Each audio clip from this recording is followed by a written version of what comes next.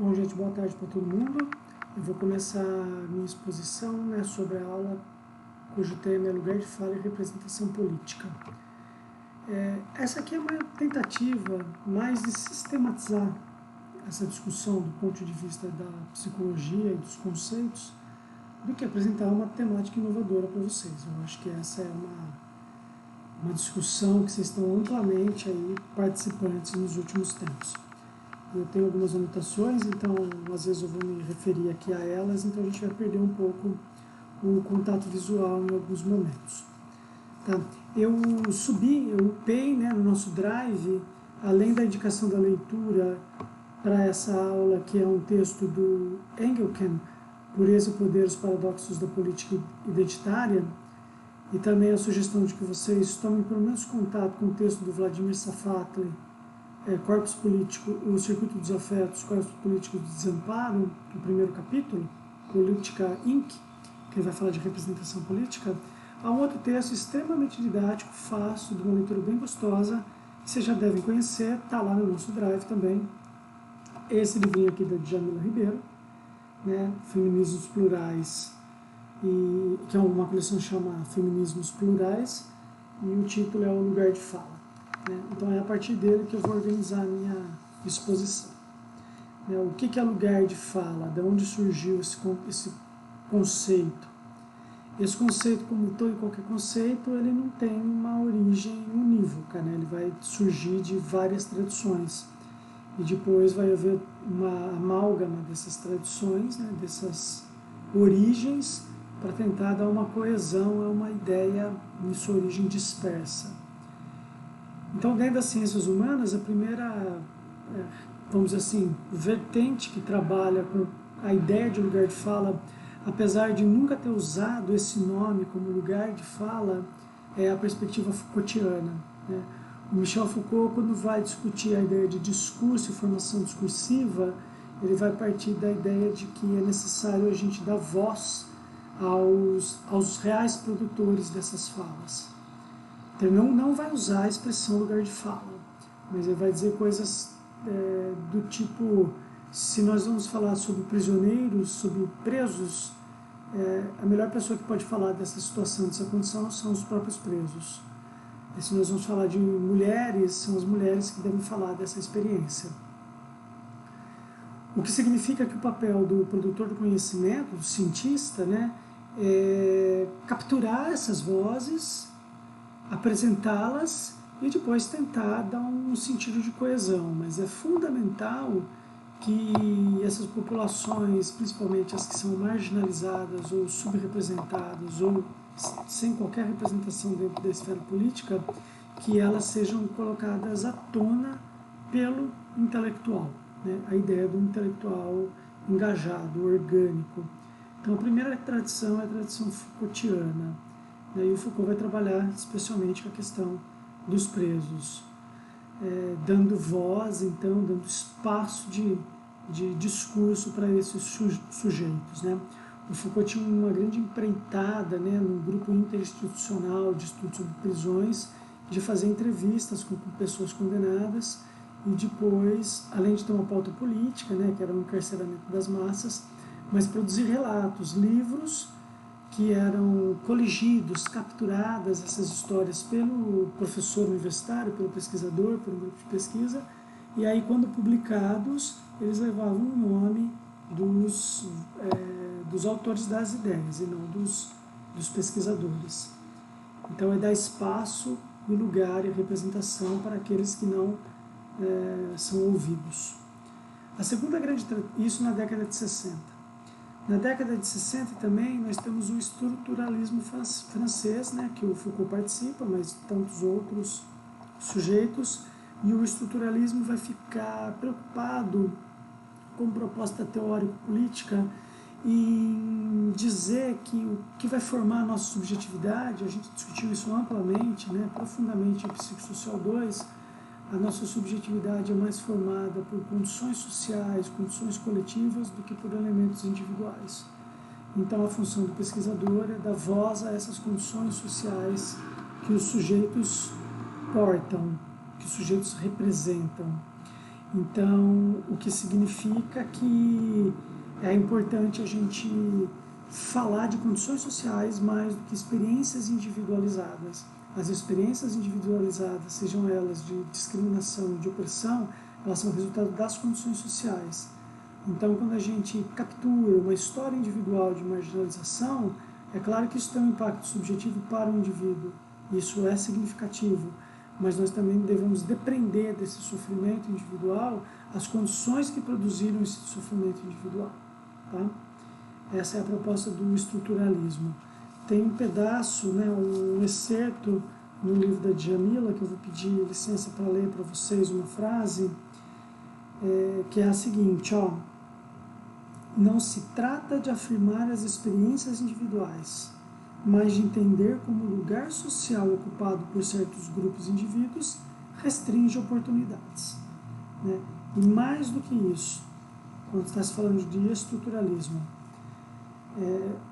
então a Djamila Ribeiro escreve assim: a experiência de fulano importa, sem dúvida, mas o foco é justamente tentar compreender e entender as condições sociais que constituem o grupo do qual fulano faz parte e quais são as experiências que essa pessoa compartilha em grupo. Então é claro que a experiência individual importa, mas mais do que isso, as condições sociais. Também uma outra tradição que vai falar de lugar de fala, e aí usa a expressão lugar de fala, propriamente dito, é a perspectiva feminista, ou a Feminist Standpoint, que é uma articulação teórica dos Estados Unidos a partir da década de 70, produzido por mulheres negras, essencialmente, né, ou latinas, que vão dizer das experiências diferentes numa mesma sociedade que as mulheres têm a depender não só do seu gênero, mas da sua raça, etnia, da sua classe social, das suas condições sociais e outros elementos interseccionais.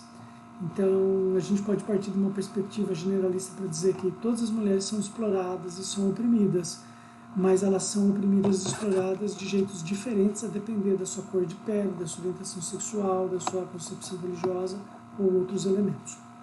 Nomes importantes dessa vertente, que é importante que vocês saibam, né, é a Patrícia Hill Collins, a Grada Quilomba, que são teóricas que ainda estão em plena produção, a Linda Alcoff e, salvo engano, acho que é nepalesa ou indiana, a Gayatri Spivak, que é uma teórica de feminismo excepcional.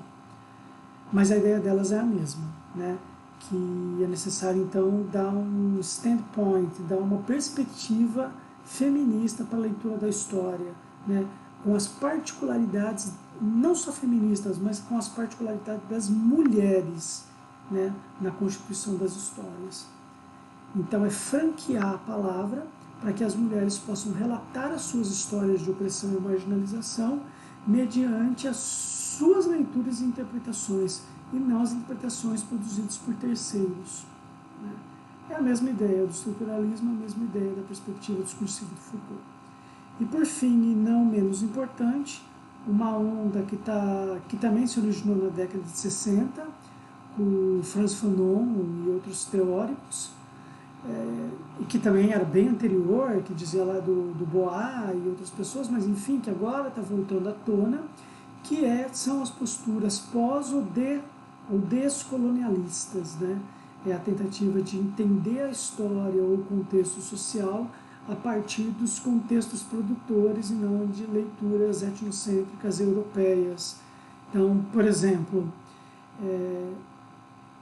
ao invés de a gente tentar entender os esquemas de relações e interações humanas de indianos numa leitura etnocêntrica europeia, é importante que os indianos produzam esse conhecimento e nos digam. Né? Dentro do campo da antropologia, há um autor muito fecundo que fala sobre isso, que é o perspectivismo ameríndio, que é o Eduardo Viveiros de Castro, que vai falar então de populações indígenas, de quantas concepções, as cosmogonias, né, os valores de mundo deles são totalmente diferentes dos brancos europeus. Só que tudo que foi produzido de brancos europeus sobre os índios diz mais respeito das culturas dos brancos europeus do que dos próprios índios. Então é necessário, resumindo, né, essas 4 grandes tradições de dar voz para as pessoas e seus coletivos originários falarem das suas experiências, para que a gente possa tentar essas experiências inseridas nos seus contextos históricos.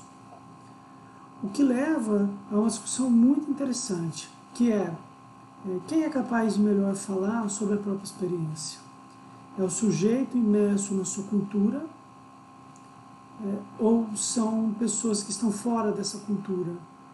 E vejam, aí é um embate muito interessante, porque quando a gente está imerso numa determinada cultura ou numa determinada experiência, é claro que nós vivenciamos fatos que ninguém mais poderia vivenciar. Então imagina numa sociedade ameríndia, determinadas práticas de casamento ou religiosas que só os povos ameríndios vivenciaram. Então só eles podem nos relatar. Mas quando você está imerso dentro de um fenômeno, nós também nos cegamos para alguns aspectos desse fenômeno, porque nós naturalizamos alguns desses fenômenos, né, por meio dos processos ideológicos.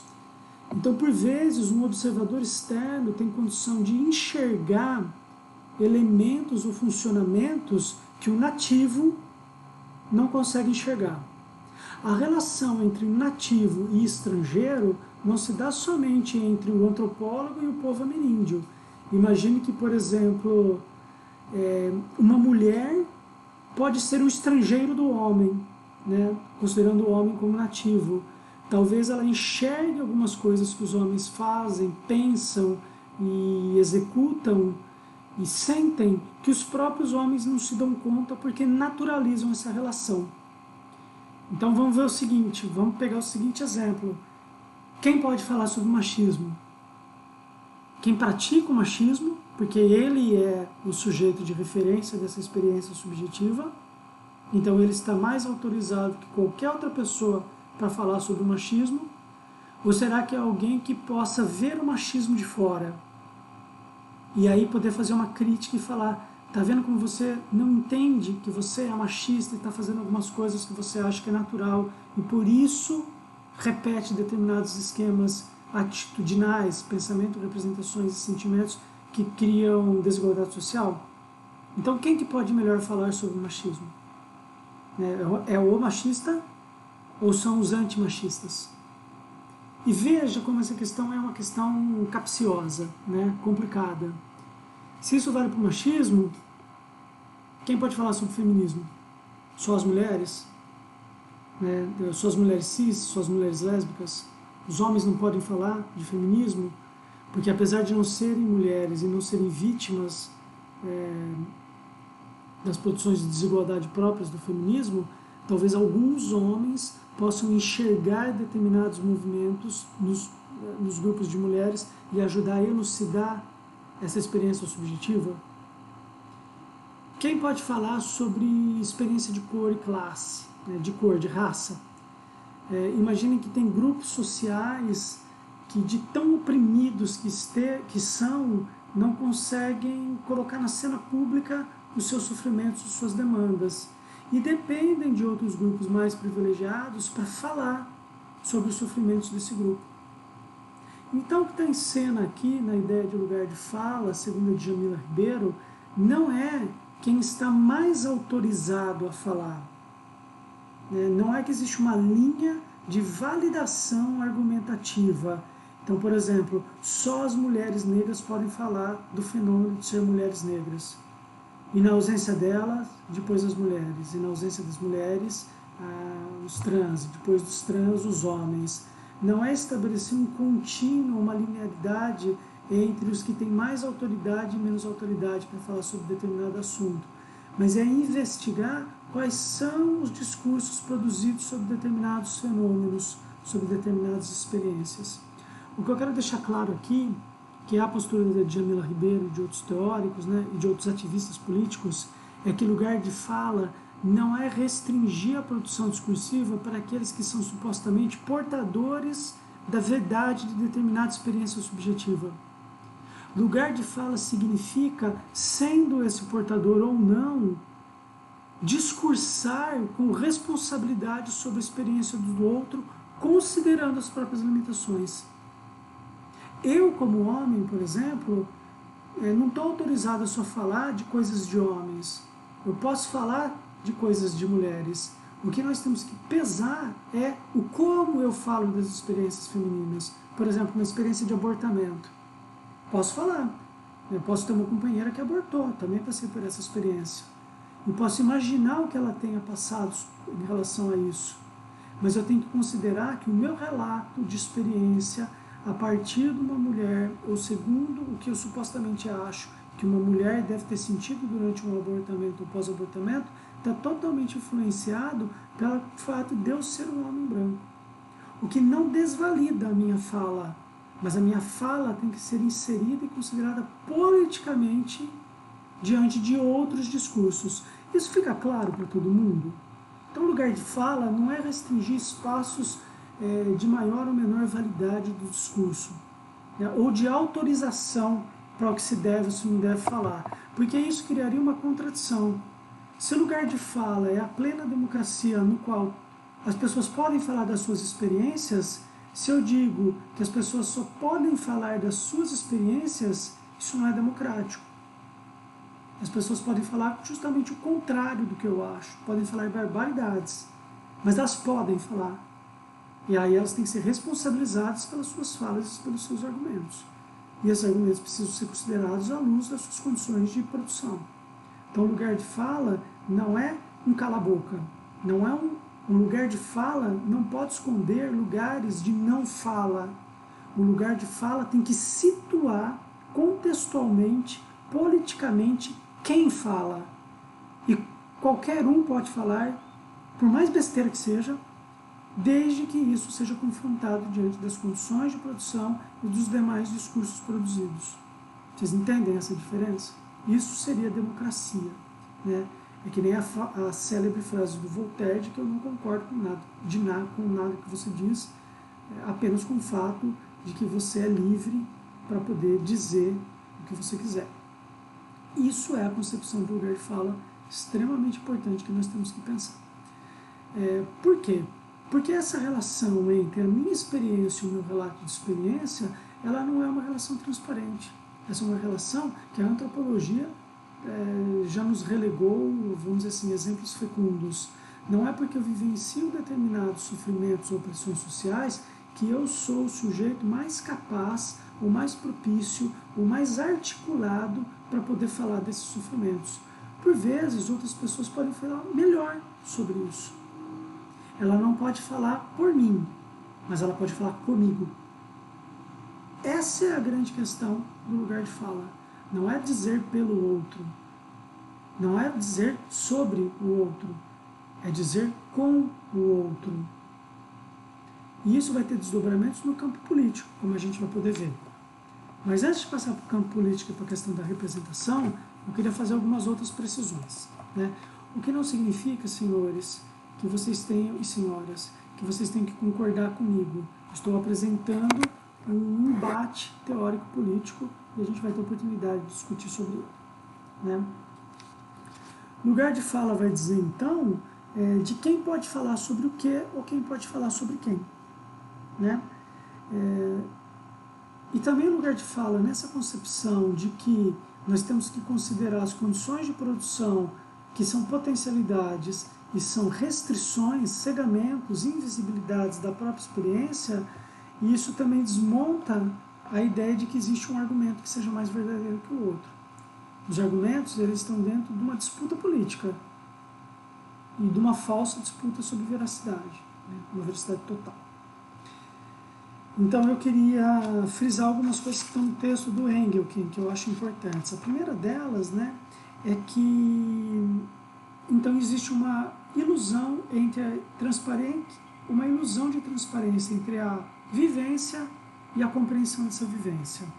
É claro que só quem vivenciou determinado fenômeno saberia supostamente falar sobre esse fenômeno. O que não quer dizer que ele vai se fazer claro o suficientemente para os demais neste relato. É claro que só uma mulher é capaz de falar de uma violência cometida contra uma mulher. Eu, como homem, posso falar assim, puta, é foda, é difícil, é um horror, deve ser muito doído, mas eu nunca experimentei isso pelo fato de não ser uma mulher. né? Eu posso experimentar como um homem vítima de violência, não como uma mulher. Mas isso também não quer dizer que as mulheres, toda vez que falam sobre a violência que elas sofrem, conseguem falar de uma maneira clara, articulada, de uma maneira que tenha incidência na realidade e que nem todas podem falar sobre essa violência.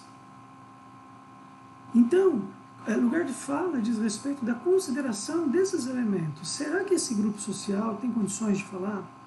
Será que eles serão ouvidos? Ou será que em determinados momentos eu posso ser um suporte necessário para colocar essa temática em cena e inserir o outro oprimido nessa discussão?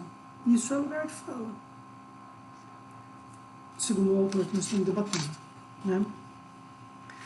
Aí eu quero ler uma frase do Engel para vocês, tá bom? E eu não vou falar a página porque não tem é na página 4 de 20 aqui, e pode estar diferente dependendo do tamanho da letra que vocês imprimiram.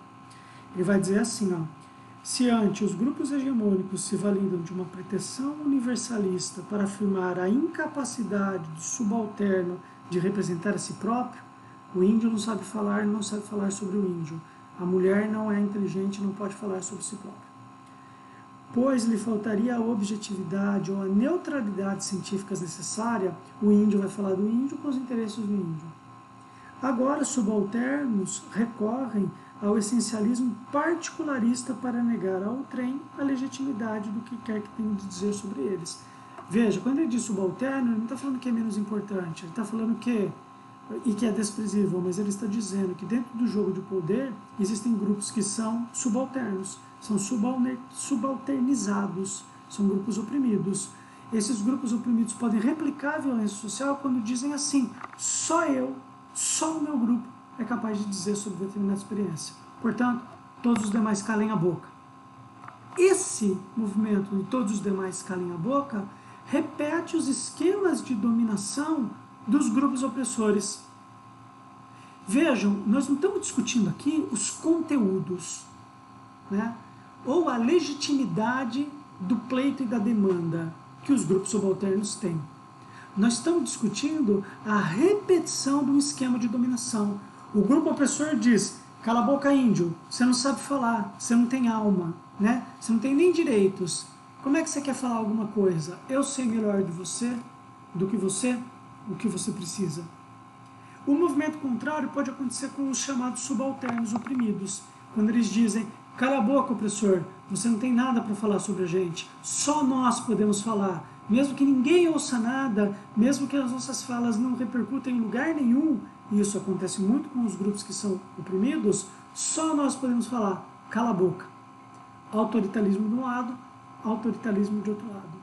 Como a gente vai construir uma sociedade democrática se tantos opressores e oprimidos concordam com as mesmas estratégias de dominação?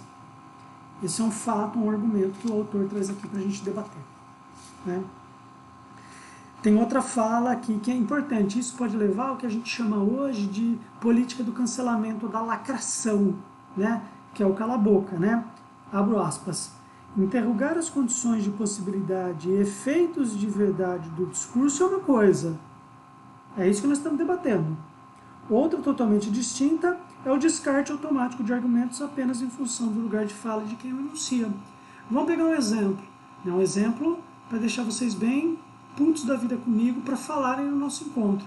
Há grupos feministas radicais, não radicais do ponto de vista teórico, mas assim que são radicalizados, que não permitem que homens falem nas suas reuniões, porque eles não são mulheres.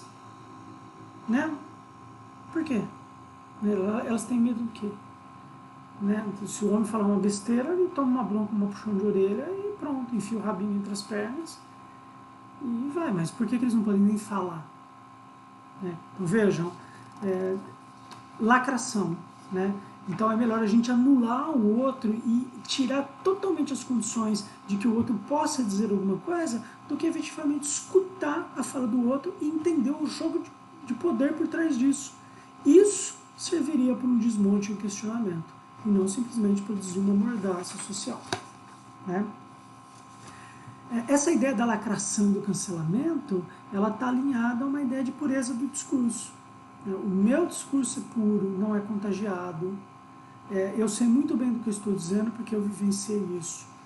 Não. Para a antropologia, é claro que se você vivenciou determinada coisa ou participa de determinado grupo social, você tem uma série de legitimidades, mas você tem uma série de cegamentos, uma série de ilusões. Lembram quando a gente discutiu em Psicologia Social 2, ideologia?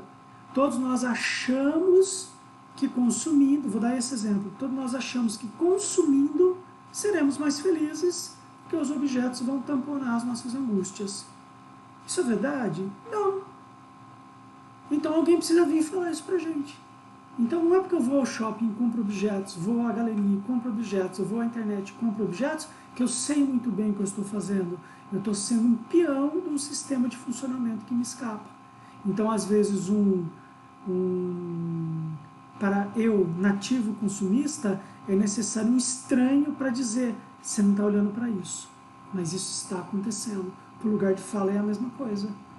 Vocês estão querendo legitimar o seu discurso produzindo violência e cala-boca, que é justamente o que vocês estão criticando que o outro faz com você. Então, qual é a diferença? Né? Qual é a diferença entre um facínora de direita e um facínora da esquerda? Né? Ou a gente vai escolher entre facínoras? Né? Qual é a diferença entre um ditador da direita e um ditador da esquerda? Não é nenhuma, ambos são ditadores. Então é para isso que o Engelken está chamando a atenção, e a Djamila Ribeiro também. Nós temos que ter cuidado que às vezes nós validamos determinados grupos ou experiências só porque eles supostamente portam alguns valores, sendo que as suas práticas podem repetir práticas de violência que outros grupos sociais nos impõem. Né? Outra fala interessante, que tem a ver com a pureza do discurso, do Engelken, é essa aqui. Né? Se a legitimidade do discurso depende principalmente do lugar de enunciação e não do conteúdo substantivo dos enunciados, então a política identitária fica sem ter como justificar a superioridade da própria perspectiva sobre os adversários conservadores, que coabitam o lugar de fala dessa ou daquela minoria.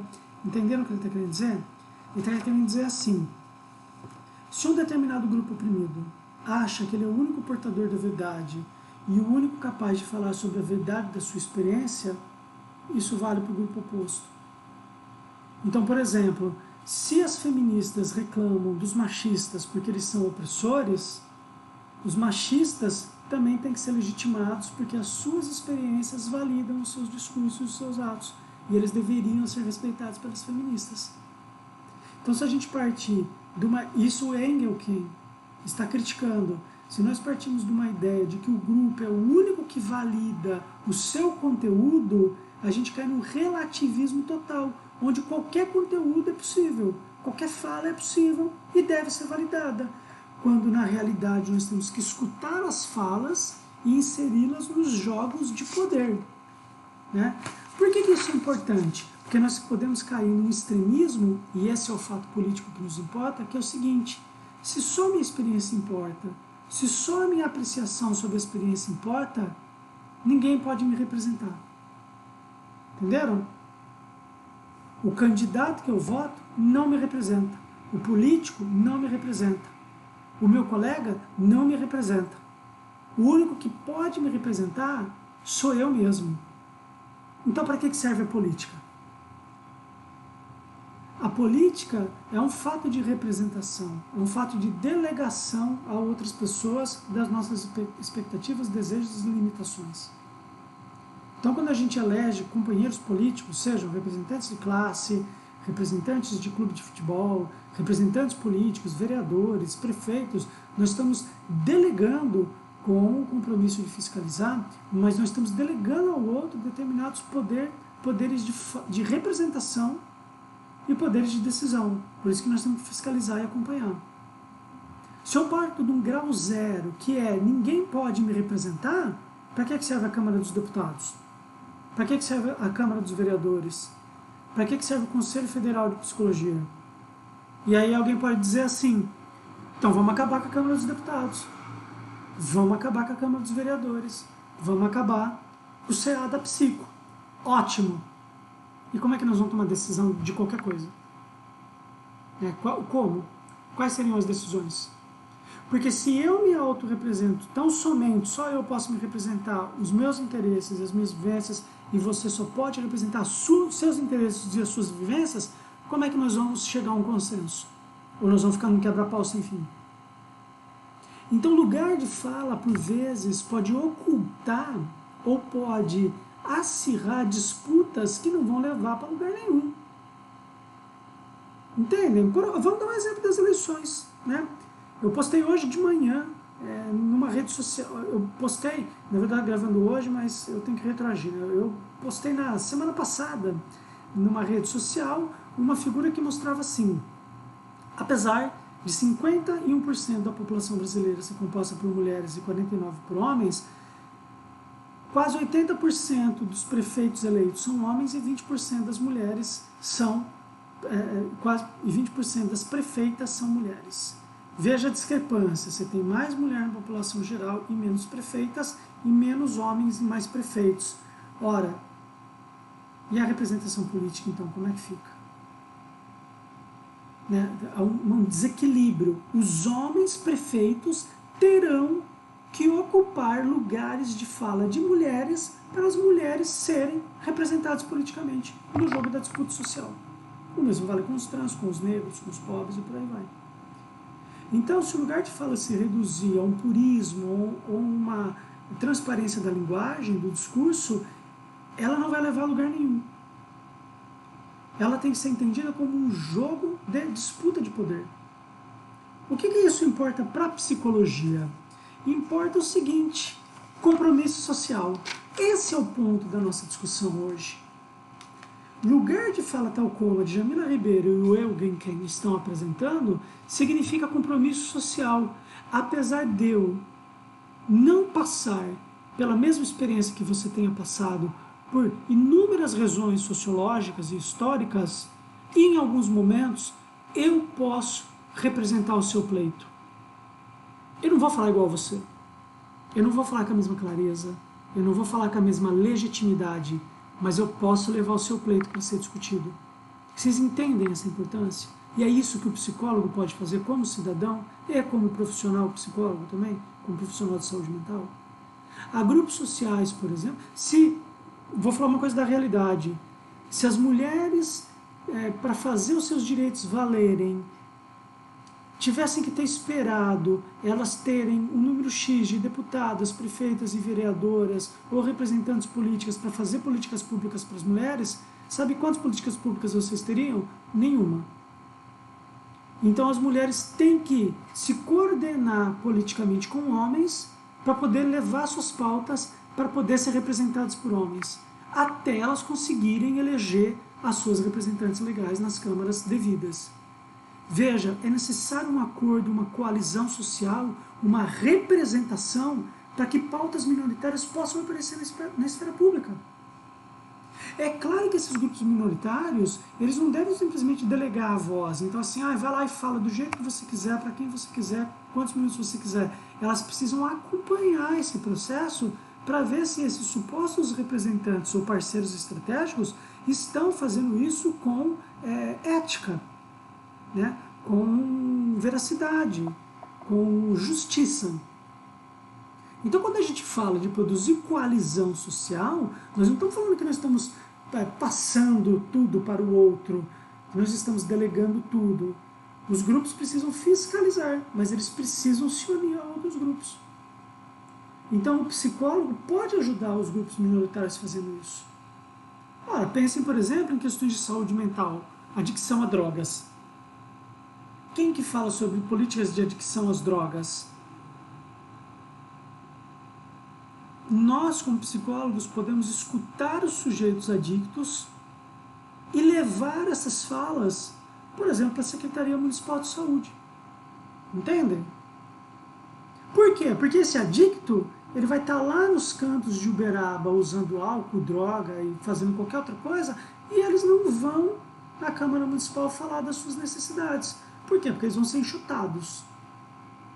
Então você tem um grupo social com uma determinada experiência, com um determinado lugar de fala e que não aparece na cena pública, a não ser que um outro grupo leve sua pauta para lá. Então o que nós temos que ver é como esse grupo de coalizão leva a fala as pautas, as demandas desse outro grupo lá para a Câmara, lá para a Secretaria de Saúde, não Câmara. Entendem a necessidade de diálogo. Lugar de fala não significa prender o sujeito a um espaço de experiência que supostamente diz de uma verdade ilustrada sem nenhum conflito. Lugar de fala diz sobre as condições de produção. As condições de produção são cegas aos sujeitos e têm efeitos de poder diferentes. Então, lugar de fala dentro do campo da psicologia significa considerar os efeitos políticos dos discursos e das pautas dos grupos sociais na cena pública. Eu gostaria que vocês pensassem sobre esses assuntos para a gente poder discutir. Porque lugar de fala está muito relacionado com a questão da apropriação cultural. Né? Grupos que se apropriam de símbolos de outros grupos para poder lucrar com isso. Isso não é uma característica da nossa sociedade. As culturas sempre foram assim, permeáveis ou então permeável a outras culturas. É por isso que elas mudam ao longo do tempo. Mais do que reservar espaços, por exemplo, essa figura que virou uma estampa de uma determinada marca, mas que originalmente era de uma tribo indígena, ao invés de falar assim, não, vocês não podem produzir essa camiseta com esse símbolo, porque isso é apropriação cultural, não é essa a questão é essa, vocês querem produzir com esse símbolo cultural? Produzam, vendam, mas parte do lucro tem que voltar para a cultura de origem.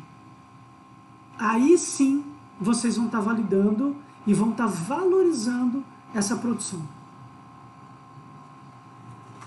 Vamos seguir só mais um pouquinho no texto do Engel aqui.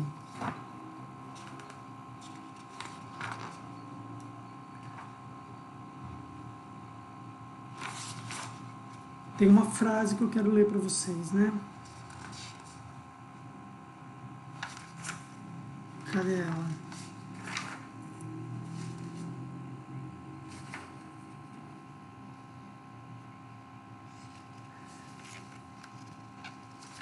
Aqui, essa frase condensa mais ou menos essas duas frases que eu vou ler, essa ideia de autorrepresentação. Tá? Essa aqui é a primeira, gente, ó. Para conservar seu apelo imaginário, o princípio da pureza não pode admitir qualquer margem de manobra quando aplicado às situações concretas do mundo, o que, por sinal, evidencia seu caráter antipolítico. 17. Por que antipolítico? Porque política é negociação. Se eu falo de um lugar ideal da minha fala, de uma pureza do discurso, não há negociação. Ou você aceita, ou você não aceita. E se você não aceita, você precisa ser lacrado, você precisa ser cancelado. As duas outras frases que são melhores são as seguintes. O trabalho árduo de conectar anseios particulares a um projeto coletivo é substituído pela exigência de lealdade incondicional a uma suposta essência. E por fim, as exigências da pureza evocam a utopia de uma política em um mundo livre de contradições. O que isso quer dizer? Quer dizer que essa é a ilusão, e aí me desculpem, eu tenho que ser sincero, porque o meu compromisso é esse, com a formação de vocês. É uma frase que está no texto do Vladimir Safatli, Politica Incorporation. Né? O texto é em português, é só o título que é em inglês. O que nós desejamos, devido ao nosso narcisismo e à nossa falta de engajamento e responsabilidade social, é fazer uma política sem política. Né? Uma política sem contradições. É uma política entre iguais. Vocês já perceberam como vocês, por exemplo, navegam nas redes sociais? Que é também o jeito que eu navego? Eu só tenho amigos nas redes sociais. Eu não tenho pessoas que têm contraditório comigo. Eu não tenho quebra-pau. Ao contrário, eu quero ter rede social para não ter quebra-pau, porque é o momento que eu me divirto. Na Câmara dos Vereadores, eu também não quero ter pessoas com as quais eu tenha quebra-pau. Eu quero ter pessoas que pensam igualzinho a mim. Na sala de aula, eu também quero ter gente que pensa igual a mim, não gente que pensa diferente, porque eu não quero conflito, porque o mundo já é muito difícil. Então, o que o Safatli quer dizer com essa frase, nós queremos fazer política sem a política, é uma ideia de que a gente pode resolver todos os problemas de uma maneira imaginária, fantástica e narcisista. Não preciso me indispor, não preciso brigar, não preciso ser duro, não preciso disputar. É melhor eu me fechar nos meus termos, achar que meu discurso é claro, que só eu posso falar da minha experiência e que ninguém pode comentar as minhas experiências. Então eu também não tenho parceiros fora do meu círculo de amigos. E aí sim a vida vai ser feliz, como... Aí desculpa, gente, eu vou ser preconceituoso, né? Como numa tribo há 300 anos atrás, onde todo mundo vivia compactuado com a natureza, sem dor, feliz, vegetariano, comungando com a natureza. Pois bem, gente, a sociedade não é assim. O Freud já deixou claro. A sociedade é o lugar onde a gente vai pelejar com o outro. As alternativas psicanalíticas para a sociedade são duas. Ou é a barbárie, que é o conflito aberto, e nós já tivemos períodos históricos assim, ou é o mal-estar. O que nós fazemos, e esse é o ponto que o Kenneth Hammer fala, é que achar que lugar de fala é produzir o cala-boca do outro, e que política é uma coisa que a gente não participe, está lá para o outro porque eu não quero conflito, isso é o infantilismo da cultura. Isso é o infantilismo. Nosso compromisso social como categoria profissional, como psicólogos, é relembrar os sujeitos que eles são seres coletivos. E sendo seres coletivos, vai haver conflito. E o conflito não vai se resolver de maneiras felizes para todo mundo. Ele é um conflito perpétuo. E aí a gente pode fazer duas coisas. Ou a gente disputa o conflito e tenta construir uma sociedade menos ruim para se viver, dia após dia, e esse é o preço para subir para a vida adulta, ou então a gente fica criança o resto da vida, fugindo para todos os escapes possíveis, e que são muitos, que a sociedade nos apresenta. Então essa exposição aqui hoje, ela é mais uma provocação. Eu espero encontrá-los daqui a algumas semanas na nossa discussão, com vocês ferozes, bravos, para a gente disputar espaços na sociedade. E por que a gente tem que disputar espaço na sociedade? Porque tem gente que não disputa esse espaço, e não porque não quer, não porque quer ficar vendo série norte-americana, não porque quer ficar só viajando para Disney. Tem gente que não disputa porque está lá na periferia se ferrando dia após dia. Não tem tempo, tem que trabalhar, né? E não pode participar da política. O compromisso da psicologia é dar voz, é dar vazão, é ocupar lugar de fala de determinadas comunidades que não se fazem ouvir, não porque não querem, mas é porque não podem, não são deixadas. Então, essa é a pergunta que eu deixo. Como ser psicólogo e psicólogo social sem entrar no campo da disputa? Como ser psicólogo com a ilusão de que existem lugares de fala próprio e sob os quais nós não devemos tecer comentários? Então a gente se encontra na próxima semana para mais uma exposição e depois para a discussão.